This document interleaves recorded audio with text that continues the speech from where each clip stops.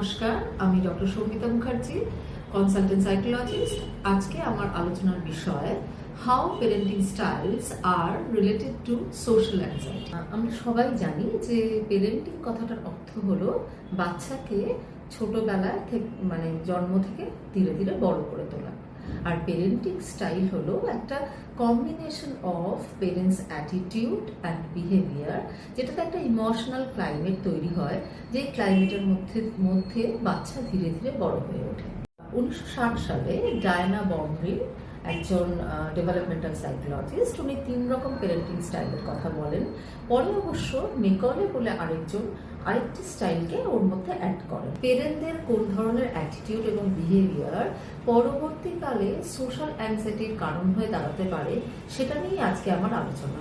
পরিসংখ্যানে দেখা গেছে যে বাচ্চাদের মধ্যে সোশ্যাল অ্যাংজাইটি অনেকটাই নির্ভর করে প্যারেন্টিং স্টাইল এবং আপব্রিঙ্গিংয়ের ওপর। First point, critical parenting may lead to social anxiety. বাবা মা যদি খুব ক্রিটিক্যাল হন, তাহলে কিন্তু বাচ্চার মধ্যে বা পরবর্তীকালে সোশ্যাল অ্যাংজাইটি ডেভেলপ করতে পারে। ক্রিটিক্যাল প্যারেন্টিং মানে কি? বাবা মা যদি খুব হার্শ ক্রিটিসিজম করে, বা ধরুন ফ্লসে বেশি ফোকাস করছেন, স্ট্রেংথে কম ফোকাস করছেন, কিংবা ইমোশনাল সাপোর্ট কম, বা আপনার ফিডব্যাক, কনস্ট্রাকটিভ ফিডব্যাক কম দিচ্ছেন, তাহলে কিন্তু বাচ্চার মধ্যেও একটা সেলফ ক্রিটিসিজম বা বাচ্চাও সেলফ ক্রিটিক্যাল হয়ে উঠতে পারে। সেক্ষেত্রে যখন কোনো একটা সিচুয়েশন, যে সিচুয়েশনটার মধ্যে বাচ্চার কোনো দোষ নেই, সেখানে কিন্তু সে নিজেকে ব্লেম করে উইদাউট এনি রিজন।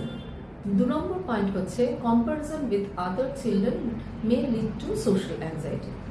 ধরুন বাবা মা যদি খুব কম্পেয়ার করে উইথ আদার চিলড্রেন, যে তুই কেন ফার্স্ট হতে পারছিস না, পাশের বাড়ির ছেলেটা তো ফার্স্ট হচ্ছে, বা তুই কেন স্পোর্টসে ফার্স্ট প্রাইজটা পেলি না, বা তুই কেন ক্রাফটটা ভালো করিস না। কন্টিনিউয়াসলি যদি বাচ্চাকে অন্য কোনো বাচ্চাদের সঙ্গে কম্পারিজন করা হয়, তাহলে বাচ্চার মধ্যে কিন্তু একটা লো সেলফ এস্টিম তৈরি হয় এবং একটা ল্যাক অফ কনফিডেন্স তৈরি হয়। তখন সে মনে করে যে সে কিছুই পারবে না, বা সে সবচেয়ে খারাপ, বা তার দ্বারা কিছুই হওয়া সম্ভব নয়, যেটা কিন্তু একটা সোশ্যাল অ্যাংজাইটি তৈরি করতে পারে। আমার থার্ড পয়েন্ট হলো focusing on worst case scenario of parents May lead to social anxiety in children. অনেক সময় দেখা যায় বাবা মা কিন্তু সব রকম ঘটনার মধ্যে ওয়ার্স্ট কেস সিনারিও বা নেগেটিভ ঘটনাগুলোই বাচ্চার কাছে তুলে ধরছেন এক্সাম্পল হিসেবে।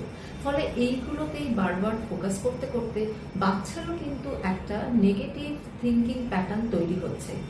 তো এক্ষেত্রে যেটা দেখা যায় যে যখন ওই বাচ্চা কোনো আননোন সিচুয়েশন ডিল করতে যাচ্ছে, প্রথমেই কিন্তু তার কাছে নেগেটিভ থিঙ্কিংটাই চলে আসছে, সে পজিটিভলি ভাবতেই পারছে না। আমার 4 নম্বর পয়েন্ট হলো judgmental parenting may lead to social anxiety in children. অনেক সময় দেখা যায় যে বাবা মারা বেশ জাজমেন্টাল হন, সব সিচুয়েশনকেই তারা জাজ করছেন, বা যে কোনো সিচুয়েশনে অ্যাচিভমেন্টকে কম ফোকাস করছেন, ফল্টগুলোই খুঁজে খুঁজে বার করছেন। অনেক সময় আবার তাদের আনরিয়ালিস্টিক এক্সপেকটেশন থাকে বাচ্চাদের কাছ থেকে, অনেক সময় তারা খুবই একটা হার্শ হয়ে যান। এরকম চলতে থাকলে বাচ্চার মধ্যেও কিন্তু একটা ফিয়ার ডেভেলপ করে, fear of being judged by others. আর এই কনস্ট্যান্ট ফিয়ার বা এই কনস্ট্যান্ট ওয়ারি কিন্তু সোশ্যাল অ্যাংজাইটির কারণ হতে পারে। 5th পয়েন্ট হলো over protective parenting may lead to social anxiety in children.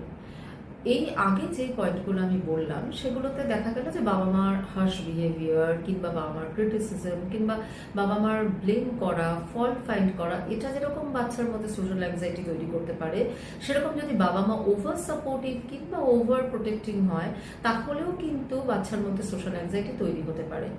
Over protective parent যদি হয়, তখন দেখা যায় তারা কিন্তু বেশ কন্ট্রোলিং, এবং কোনো সিচুয়েশনকেই বাচ্চাকে হ্যান্ডেল করতে দিচ্ছে না, তার অটোনমিকে রেসপেক্ট করছে না, বাচ্চার হয়ে নিজেরাই সব ডিসিশন নিচ্ছে। ধরুন বাচ্চার ক্লাসে বন্ধুদের সাথে ঝগড়া হয়েছে, বাবা মা নিজেরা গিয়ে ক্লাস টিচারের সাথে কথা বলেই সেই প্রবলেম সলভ করার চেষ্টা করছেন, কিংবা বাচ্চা একটা ডিসিশন কিছু নেওয়ার কথা, সেই ডিসিশন বাবা মাই নিয়ে নিচ্ছেন। ফলে সব সিচুয়েশনকে প্রোটেক্ট করতে করতে বাচ্চার মধ্যে কিন্তু কনফিডেন্সই তৈরি হচ্ছে না, এবং বাচ্চা জানছে না, বুঝতে পারছে না যে কি করে প্রবলেমেটিক সিচুয়েশনকে হ্যান্ডেল করবে, এবং তাতে তাদের কিন্তু ল্যাক অফ কনফিডেন্স থাকছে, এবং যখন কোনো সিচুয়েশন তাদের ক্ষেত্রে আননোন তখন কিন্তু তাদের মধ্যে একটা অ্যাংজাইটি দেখা দিচ্ছে। পেরেন্টদের এই যে অ্যাটিটিউড এবং বিহেভিয়ার সবটাই যে খুব ইন্টেনশনালি পেরেন্টরা করেন তা না, অনেক সময় তারা না বুঝেই এই অ্যাটিটিউড বা বিহেভিয়ার এক্সপ্রেস করে ফেলে। আশা করি আমার ভিডিওটি ইউজফুল হবে সব পেরেন্টদের কাছে। নমস্কার।